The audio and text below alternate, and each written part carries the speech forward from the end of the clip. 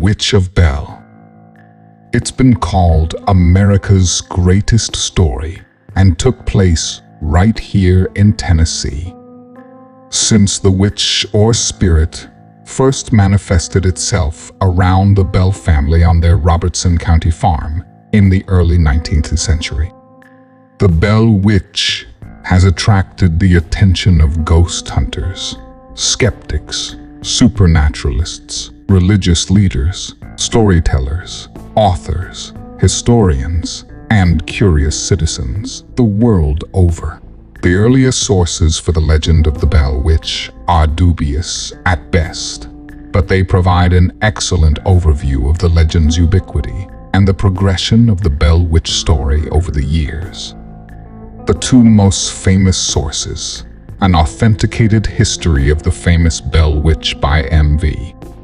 Ingram, published in 1894, and Charles Bailey Bell's A Mysterious Spirit, The Bell Witch of Tennessee, are essentially the same story, differing only in detail and style. Both sources tell a fascinating tale of the supernatural and provide the basis for much of Bell's witch folklore. The Bell family. John Bell was born in Halifax County, North Carolina, in 1750, the son of William Bell and Ann Jones.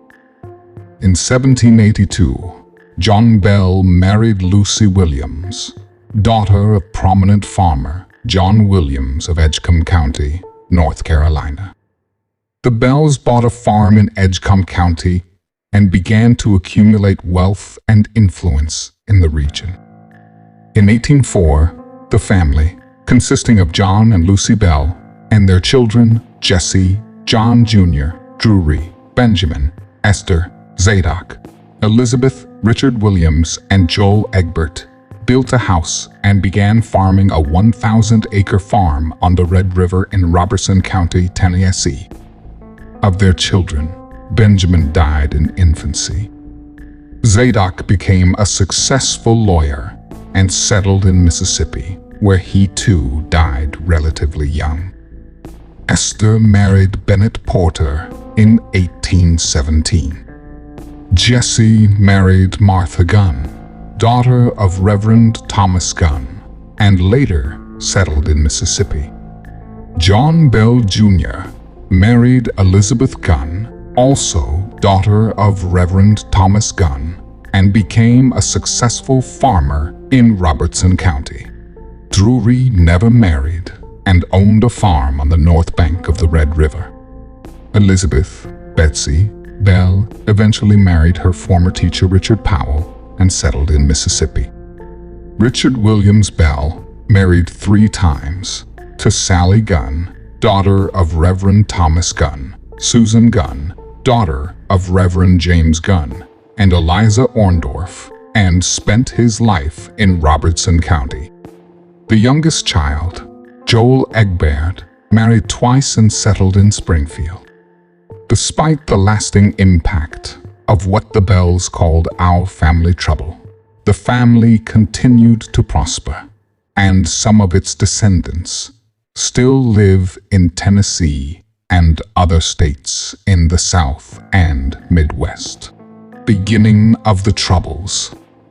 The origin of the legendary Bell Witch remains a mystery, of course. In the earliest accounts, it is the spirit himself who gives his origin, declaring, "I am a spirit. I was once very happy, but I have been disturbed and made unhappy.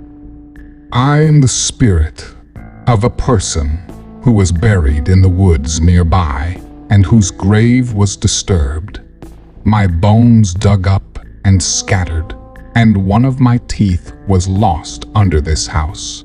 I'm here looking for that tooth." Of course, this information cannot be verified. However, a number of Indian burial mounds have been found in the area. At another event, the witch claimed to be a spirit from everywhere: heaven, hell, earth. I'm in the air, in houses, in any place at any time, I was created millions of years ago. The first appearance of unusual disturbances around the Bell family is usually reported as an incident on the farm in which John Bell shot a dog-like creature that vanished into thin air. Drury and Betsy also began seeing strange creatures near the property. These apparitions are accompanied by strange noises around the house. Betsy, Drury, and John begin to hear knocking on doors and windows, wings flapping against ceilings, and rats gnawing on bedposts. Even more disturbing are the sounds of choking and strangulation, as well as chains being dragged and heavy objects hitting the floor. Noises emanating from the bedroom, as if the beds were suddenly and brutally separated, to which were added the sounds of fighting dogs chained together, making the noise deafening. In all cases, the source of the noise was never found. No rats were found in the house despite a thorough search, and no damage was done to the furniture. During the protests, the family refused to talk to their neighbors about the events. The spirit redoubled its activity, sometimes physically abusing family members. Joel, Richard Williams, and especially Betsy were hit, pinched, and their hair pulled relentlessly by Bell's witch. Lucy Bell and John Jr. were relatively spared by the witch. Lucy was proclaimed by the spirit to be the most perfect woman alive, and the witch showed great compassion for her, even going so far as to nurse her and sing to her when she was ill. John Jr. has long, intense conversations with the witch, but he never fails to show his animosity towards her, declaring that she is the spirit of the damned. Sermons. On one famous occasion, the witch perfectly recited the sermon of Reverend James Gunn of Bethel Methodist Church, followed by Sugforth's sermon, even though they were delivered at the same time, more than 12 miles apart. The Witch and William Porter. William Porter, a family friend, claimed that the witch had climbed into his bed, giving him the opportunity to grab the spirit from the bed's clothing and attempt to throw it into the fire, claiming that only the object's immense weight and terrible smell prevented him from succeeding. The Witch and the Bell family slaves. The witch didn't like the family slaves, tormenting them relentlessly, beating them, and refusing to let them into the house. One of the Bell family slaves, Dean, claimed to have encountered the witch on several occasions, and that she frequently appeared in the form of a large black dog or wolf, sometimes two-headed, sometimes headless. Dean also claimed to have been transformed into a mule and attacked several times by the witch. He always carried his axe and a witch's ball, made by his wife, to protect himself from the witch's influence. The Witch and the Shakers. Visitors and neighbors were not immune to the witch's shows either. In one case, the witch unleashed 3 dogs, Caesar, Tige, and Bulger, on traveling Shakers, who never passed through the farm again. The Silver Bullet. In another case, Bennett Porter, neighbor and husband of Esther Bell, fired a shot at a gnarled log that had been conjured by the witch. She struck the bark and nicked it, but the conjuration disappeared. Only the twisted tree and the bullet hole remain. Dr. Mize. In another case, Dr. Mize, a famous conjurer from Simpson, Kentucky, came to exorcise the witch and was mocked and frightened. Betsy Bell.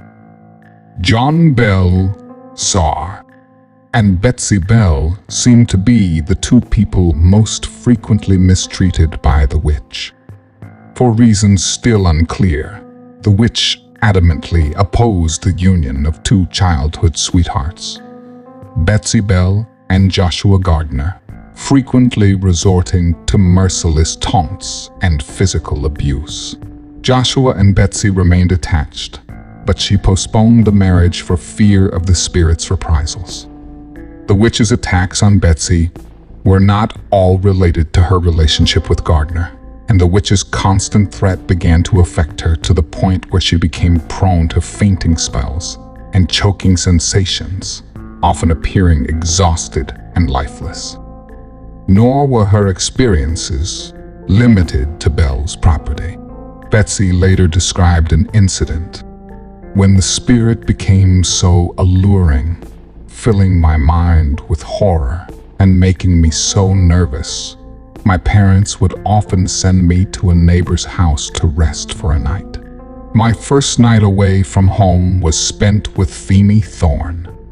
As we retired, there was a loud knock on our outside door, which seemed to open, and a great gust of wind was felt. Then he got up immediately and lit a candle. To our surprise, the door wasn't open. Then a voice spoke softly, "Betsy, you shouldn't have come here. You know I can follow you anywhere.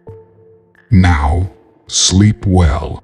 A gentle hand patted my cheek, and the voice assured us again that we would not be disturbed again that night. The rest of the family often tried to soothe Betsy, and Frank Miles, a family friend, promised to protect Betsy from further abuse by the spirit. Betsy said, "Frank was the most powerful man we'd ever seen, and as fearless as any man alive. Once he said to me, 'Come and sit by me, little sister. Nothing will bother you as long as I'm here.'" The witch replied, "Go home. You can't do any good here." The witch then starts abusing Betsy, slapping her, pulling her hair before turning on Miles, knocking him over, and infuriating him. Betsy continued to suffer the spirit's abuse, and, after calling off her marriage to Gardner, was eventually courted by her former teacher, Richard Powell, whom she married. Despite the apparent lessening of the witch's torments, in 1820, she left the area with her husband and settled in Mississippi. Death of John Bell. One of the Bell Witch's main objectives seemed to be the death of John Bell Sar.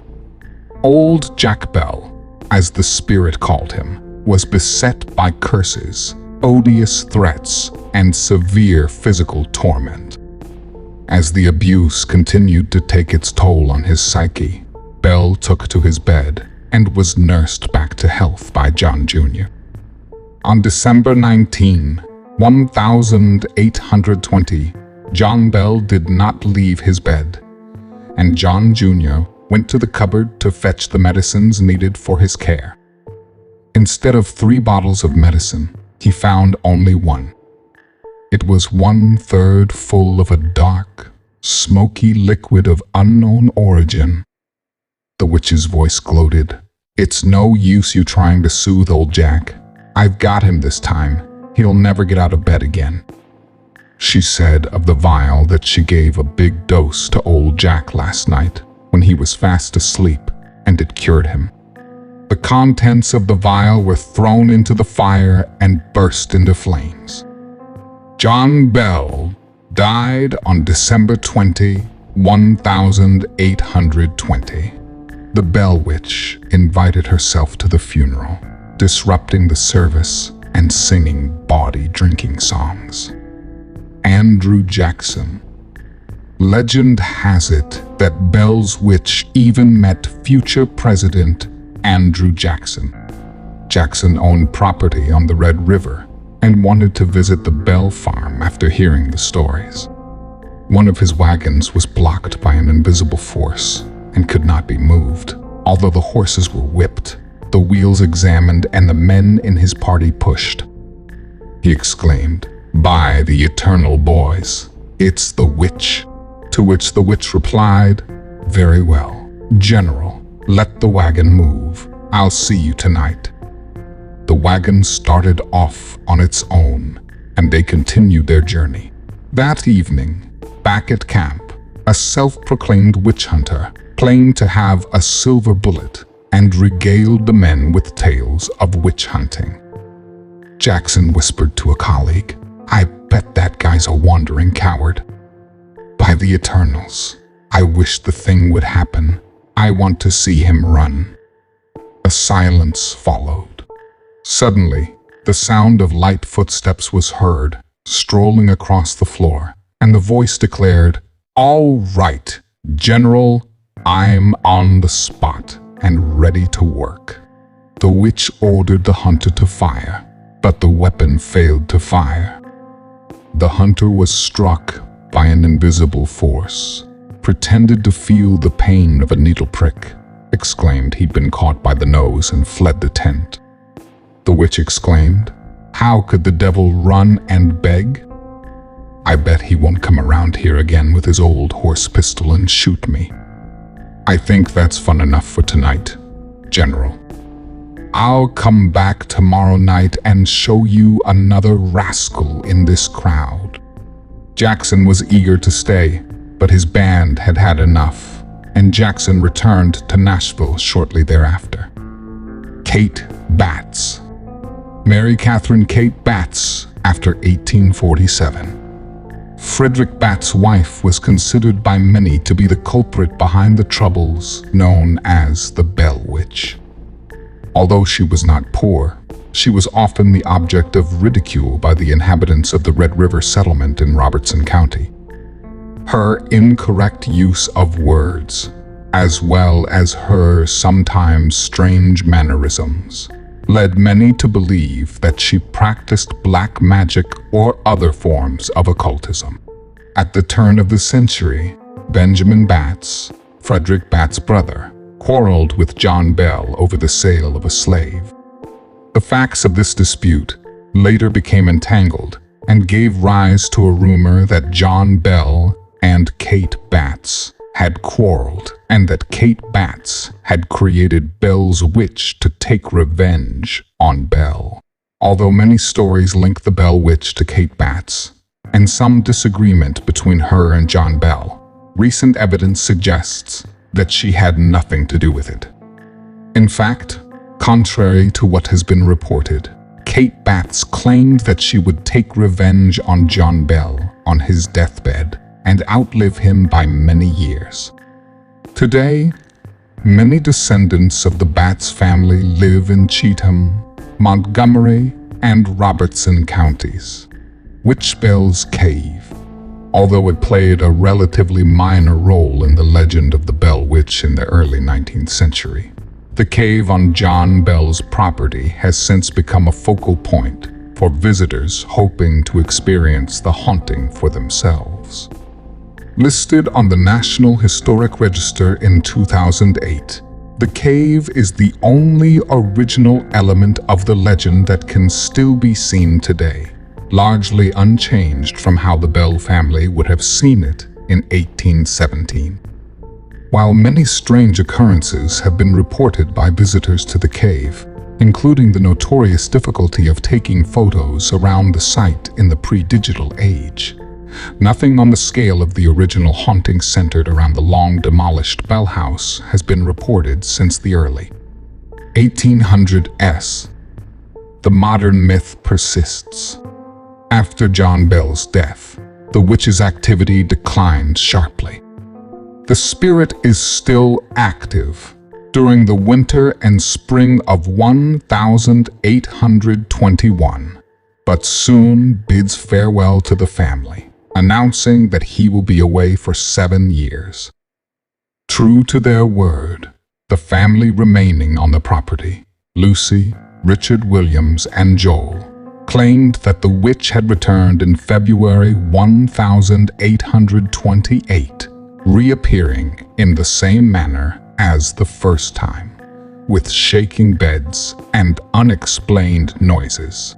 She soon disappeared, claiming to return to haunt the Bell descendants in 1935, but no further haunting specific to the Bell family or their property, of the same order as that experienced in the early 19th century, have been reported. Despite this, unexplained activity in and around the Bell farm in Adams, Tennessee, continues. Various encounters near the property along the old Nashville-Clarksville Road and in the famous Bell Witch Cave continue to attract tourists and ghost hunters to Adams. The Bell Witch has been the subject of countless books, analyses, documentaries, and modern films, including the 2006 film An American Haunting, loosely based on the legend of the Bell Witch. Although the Bell family haunting apparently ended nearly 200 years ago, the stories of the Bell Witch are as fascinating in 2009 as they were in 1819.